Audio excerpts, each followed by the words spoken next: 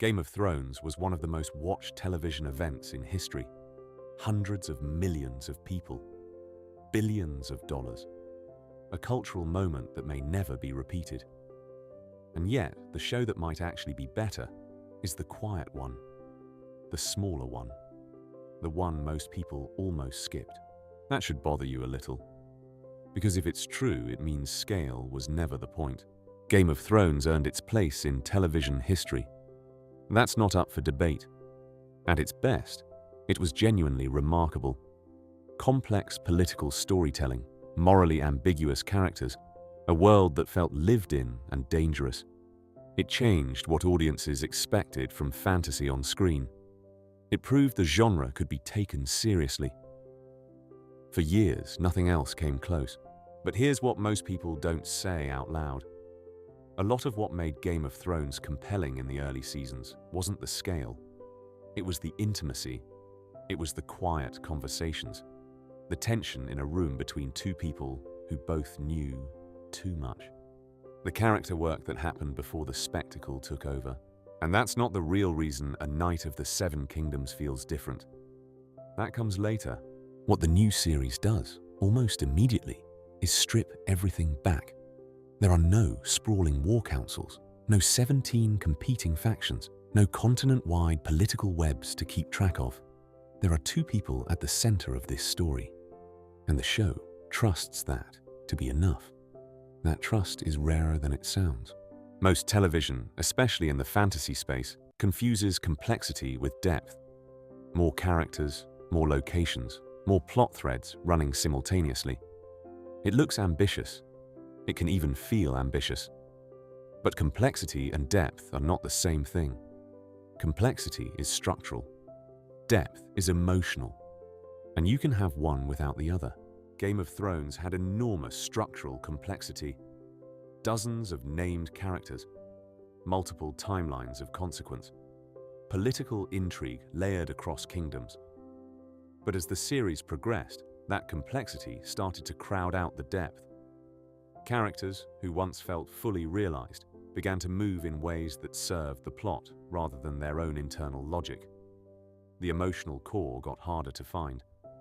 The spectacle, which was always impressive, started to feel like a substitute for something that had quietly gone missing.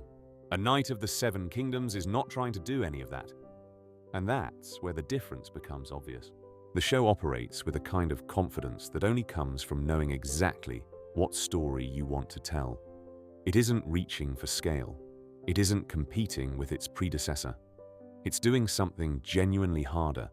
It's asking whether two characters, their relationship, their personal codes, their small and human fears, can carry an entire series on their own.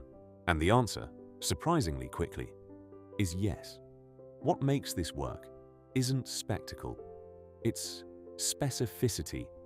The way a character hesitates before answering a question. The way loyalty is shown not in a grand declaration but in a small, almost unnoticed decision. The way the world feels grounded not because of visual effects but because the people in it behave like people. They want things.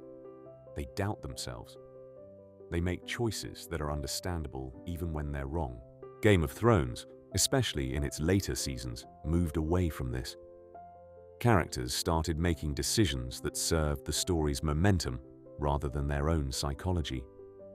The shock value, which had once felt earned, started to feel mechanical. Something dramatic happened because something dramatic needed to happen. The emotional logic started to fray, and audiences felt it, even if they couldn't always name what was missing. What was missing was this. The sense that the story knew these people deeply enough to be honest about them. A Night of the Seven Kingdoms feels honest. It feels like the writers spent real time with these characters before the cameras started rolling. Not just their histories, but their inner lives. What they're afraid of. What they want to believe about themselves. What they're not ready to admit yet. That kind of character work doesn't announce itself. It just makes everything feel true. And tone matters more than most people realize. Game of Thrones had a particular relationship with its audience built heavily on unpredictability. Anything could happen.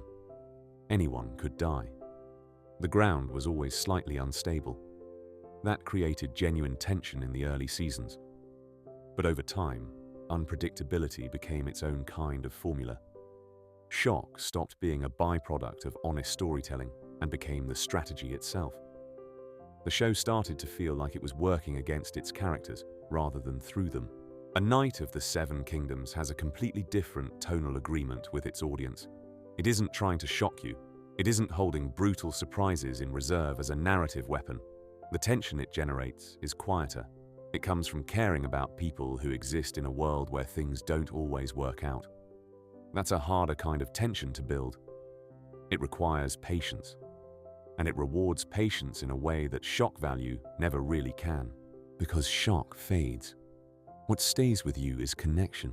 There's also something to be said about what this series means for the franchise going forward. Game of Thrones, for all its early brilliance, became a cautionary tale about what happens when scale outgrows its foundation. When a story becomes too big for the people at its center, it starts to collapse inward.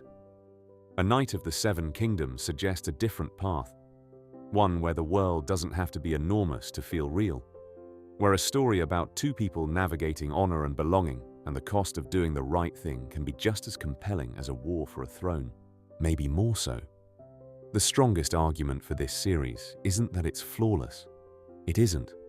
The strongest argument is that it understands something Game of Thrones eventually forgot.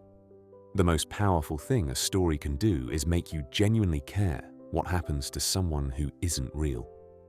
Not because the stakes are enormous, not because the production is overwhelming, but because the character in front of you feels so completely true that their life starts to matter to you in a way you didn't expect. Game of Thrones built a world. A Knight of the Seven Kingdoms builds people. And when you reach the end of a story, it's never the world you remember. It's always the people.